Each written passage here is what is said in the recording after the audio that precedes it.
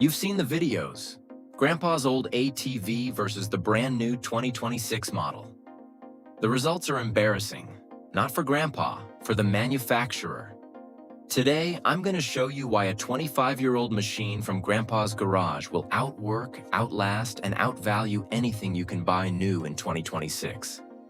I'm going to compare them side by side, and I'm going to let the specs speak for themselves. Let's start with the machine that proves my point better than any other. This is Grandpa's ATV. When an ATV has been running for a quarter century, it has proven something. It has proven that it was built right. It has proven that it was designed to be maintained, not replaced. It has proven that its engineers cared more about durability than about showroom appeal. The average lifespan of an ATV is 10,000 to 12,000 miles if it's well maintained. But well-maintained machines can last 20 years. Well-maintained machines can last decades. Grandpa's ATV is built on a philosophy that no longer exists.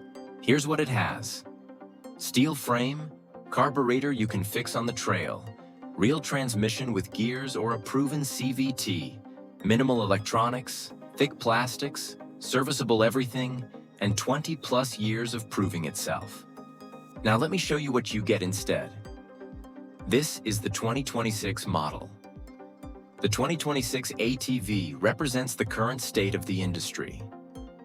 And according to the insiders, it's not impressive. One industry observer recently noted that the 2026 models are expected to have bigger changes in the side-X-side lineup and little more than possibly color changes on the ATV side. Color changes, not engineering improvements. That's not my opinion. That's what the industry insiders are saying. The innovation is going to side-by-sides. The ATV is getting the leftovers.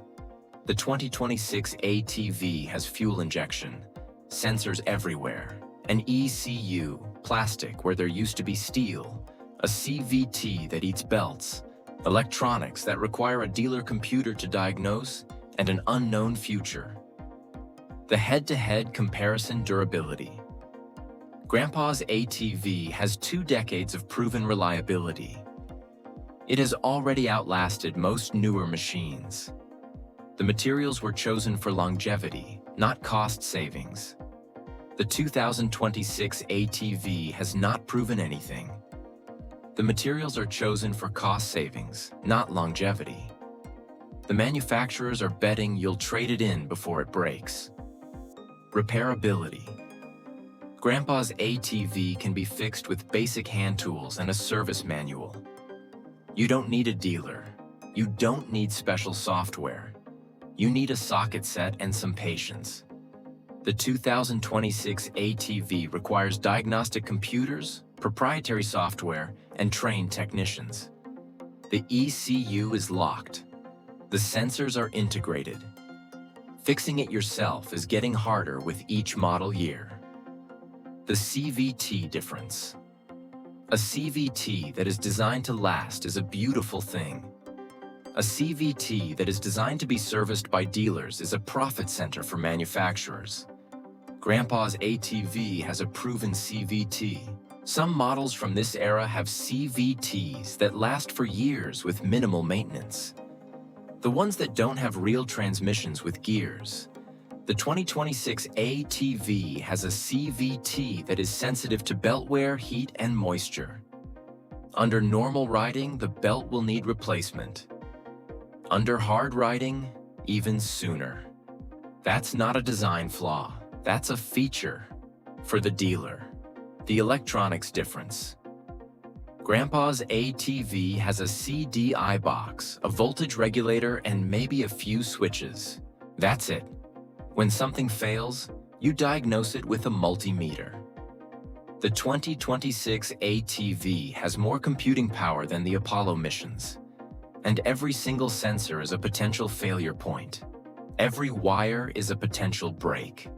Dealer software is required. The value equation. One of the most significant financial benefits of buying a used ATV is that the initial rapid depreciation hit has already happened. The investment is less susceptible to immediate value loss than a new purchase, offering better value retention. The math is simple. The used ATV from Grandpa's era costs $2,000 to $4,000. The new ATV costs $8,000 to $15,000. They have similar lifespans. So the cost per year of the used machine is half or a third of the new one. Why Grandpa's ATV is actually better. One of the key benefits of buying a new ATV is the assurance of reliability. New vehicles come with little to no wear and tear. That's true, but here's the counter-argument. A machine that has run for 20 years without major issues has proven its reliability. A new machine has proven nothing. A used ATV may require more immediate attention to wear parts depending on age and condition. Also true. But here's the reality. The $50 in gaskets and the afternoon of labor to rebuild a carburetor is not a repair. It's maintenance. And it's maintenance you can do yourself. The fully restored vintage machine costs $4,000 total. It will last another 20 years. The new machine costs $12,000 and will need major repairs in 10. The math is not complicated. But wait, what about warranty? I know what you're thinking. Quote_2. You're right. A new ATV warranty offers security and covers potential manufacturing defects. Used ATVs often have limited or expired warranties, meaning you are responsible for any repairs or maintenance costs that arise after the purchase. But here's my response. The warranty on a new ATV lasts 1 to 3 years. The durability of Grandpa's ATV has lasted 25. I'd rather have the 25-year track record than a 3-year promise. The real embarrassment. The real embarrassment isn't that Grandpa's old ATV is better. That's not a surprise to anyone who knows machines. The real embarrassment is that manufacturers are still building new ATVs that are worse.